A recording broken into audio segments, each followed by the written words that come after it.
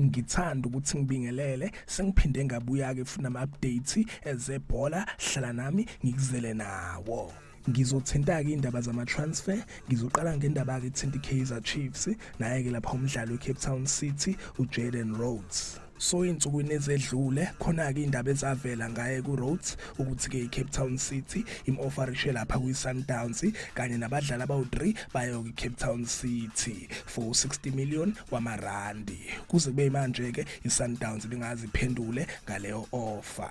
So lambukeli kunendaba ke eqeda ngena eyithinta ke i-Kaizer Chiefs naye ku-Rhodes. Kuvela ukuthi kamakhosi asengenele i-race afuna ke ukusana lo mdlalo wayo kwi-Cape Town City yena ke uRhodes. Amasource aveza ukuthi ke kubeke nokuxhumana between i-Kaizer Chiefs nayo ke lapha i-agent yakhe yena ke uJayden Rhodes. Bathi i-Kaizer Chiefs ibibuza ke lapha ngeservice yakhe yena ke uRhodes and ikhombise ukuba ke ne-interest.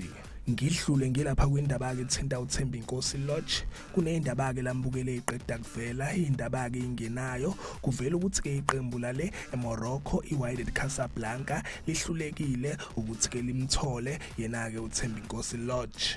Baveza ukuthi ke iWydad Casablanca ayikhonanga ukuthi ke yenze i-permanent deal for yena ke uThembi Inkosi Lodge njengoba besazi ukuthi ke iSundowns yayimloanishe khona lapha kwiWydad Casablanca yena ke uThembi Inkosi Lodge and i-loan yakhona yayihamba ke lapha ne-option ukuthi ke bemthenge. Benzeka i-deal ukuthi ke ibe permanent kodwa ke iWydad Casablanca ayikhonanga ukuthi ke imthole and abavezanga ke la izathu ukuthi ke ingane iWydad Casablanca ingakhonanga ukuthi ke imthole.